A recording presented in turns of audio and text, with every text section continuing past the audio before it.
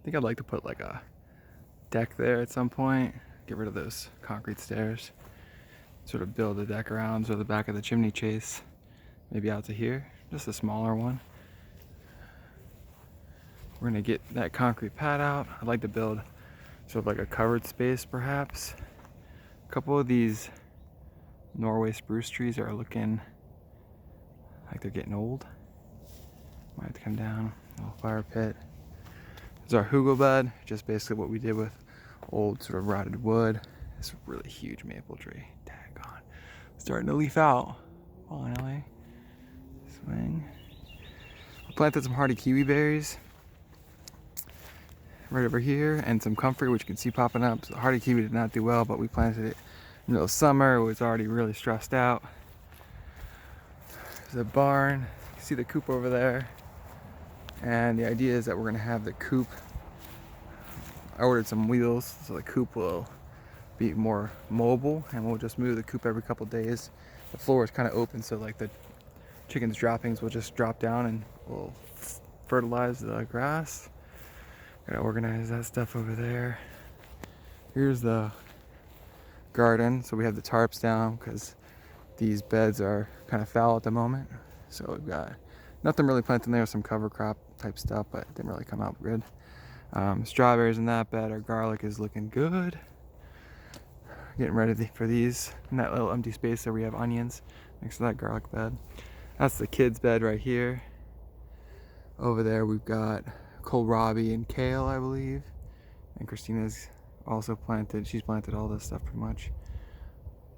Peas and lettuces, carrots, tatsoi, some more tatsoi down here. And cabbage. Down into here we have collard greens and broccoli. She's got some stuff planted in here, I'm not exactly sure. This bed right here is just like a deep mulch, deep wood chip bed. We'll put some more on top too after we plant. These are where we're gonna plant our potatoes and sweet potatoes.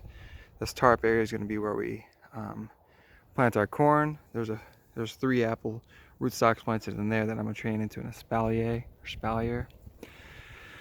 So here we're gonna kind of connect. You know, there's gonna be this road's gonna be there still. We're gonna connect the tree rows into here, and we're gonna plant mostly berry trees. So like, they'll follow more or less like the contour, which you can kind of see the flags there. We're gonna plant like blueberries, blackberries, raspberries, hardy kiwi. We're gonna try up there, I think. Up here we have all of the trees, but before we get in here, we might, I'm not sure what we're gonna do with this corn crib shed here. We have that shed with our compost, but this one I'm not sure. We might see if someone wants to take this apart or something for the wood. But anyway, here is gonna be a 14-foot by 20-foot 5-foot greenhouse. You can see the pigs back there grazing. That'll be here. One thing I wasn't showing you is the irrigation we have set up. So the irrigation comes from back in the house to the garden. There's another outlet here to irrigate this field.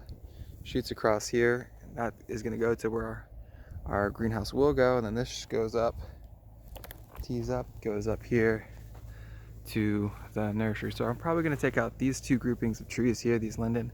There's 7 groups of this linden in total.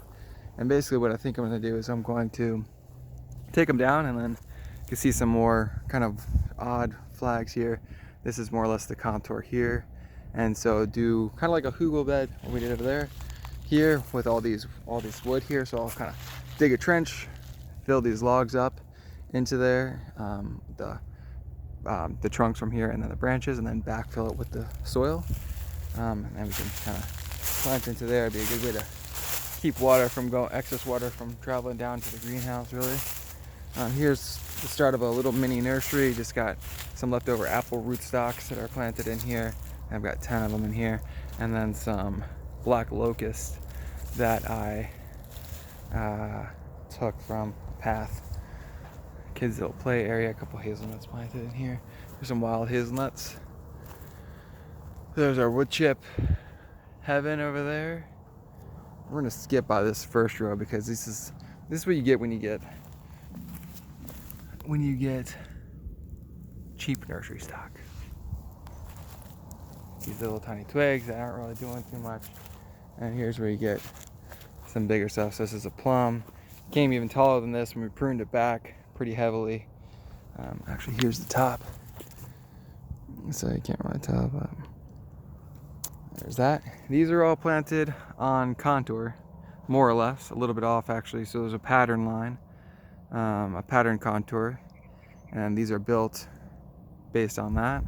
And then with this one, I'm just doing like little incremental things. We haven't gotten rain yet, but this is sort of the idea of the swale. We have the soil here covered in wood chips, and then this is actually just a really tiny little mini swale. So I just basically dug a trench along the contour line here and then flipped it over onto the bed here. The idea is that we're going to trap water that's coming downhill, because these contours, the contour lines would be exactly perpendicular to the slope. So like water flows with the slope and then perpendicular to contour. So we're going to trap as much water as possible. So the irrigation line just comes up here. We actually just set this up today. Comes up here. I've got these little offshoots. What I need to do is get some more pipe, and that's gonna shoot off into here, make it easier to water, hook up a hose to it. These are the little fittings that come with it. This is very cheap, very easy to install.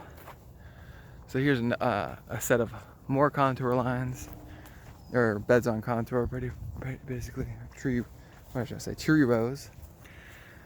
So here we have the tree rows, a little bit different contour. This is basically this half of this hill, you know, is this contour.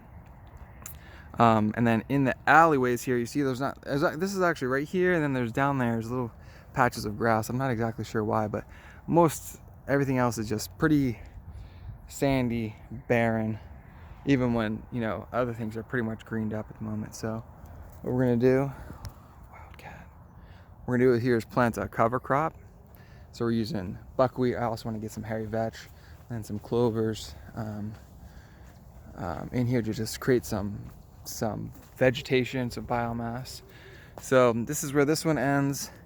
So ideally, what we're gonna look at maybe like in the next couple of years, like to sort of add on to this, is like this bed on contour. Since we're at the top of the hill, it would actually wrap around up and around and through here, and then so this bed here goes straight across and kind of connects with this one.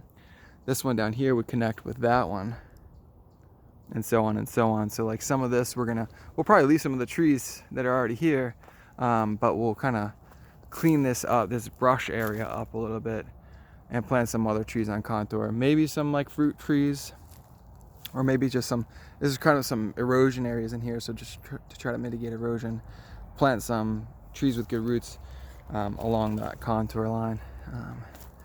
So again, this is our south facing slope. So this is actually probably one of the better sites compared to over here.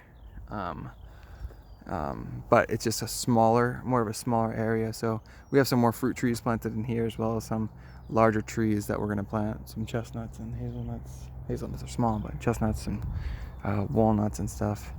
So that's basically what we got going on over here. Over in that area there, you can barely see it. We're going to plant black walnut and pawpaw, and maybe some black locust, maybe some chestnut over here. So that's pretty much what we got going on over here. Down here with the pigs, you can see they're munching away.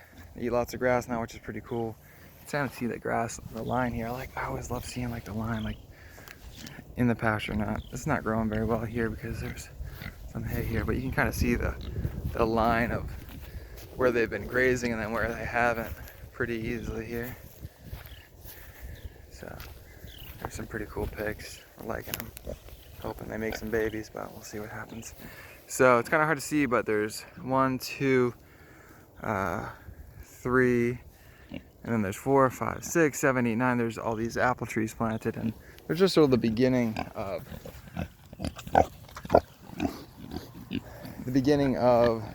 like a savanna prairie, like savanna type thing. So we have like some small trees and then grassland, and the fruit trees will provide shade and also some food to the pigs, and we'll have some support species, meaning some like nitrogen fixing shrubs and small trees and things like that. So this is where the pigs have been. So they were just here in this line here. Now they're there. They'll be over there. They've been in here. 1, 2, 3. They were there, and then they haven't been over there. And like you can just really kind of tell.